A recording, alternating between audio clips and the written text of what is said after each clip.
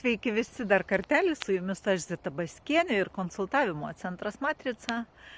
Ir apie dar vieną žodį – degradavimas. Degradavimas tai yra labai gražiai sudėliotas žodis, kuris turi dalelę de, kaip ir viską, demontuoti, destabilizuoti, destrukcija. Viskas rodo, kad struktūra arba konstruktyvas yra sugriautas. Kai mes sakom degradavęs žmogus, mes dažnai galvojam, kas tai. Gal jis alkoholikas, gal jis dar koks nors. Bet iš tiesų tai yra žmogus praradęs dieviškąją savęs dalį.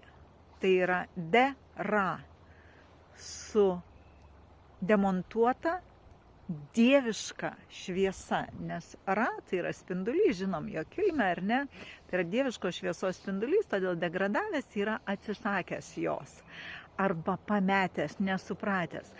Tai, žinot, dažnai žmonės galvoja, kad dieviška dalis tai slypi kažkur bažnyčioje arba kažkokiam tikėjime. Bet iš tikrųjų tai dieviška dalis, tas ra spindulys, yra tikėjime savimi ir tuo, kad esat kažkas daugiau negu šiandien ir dabar. Tai nedegraduokim, o tikėkim. Ačiū.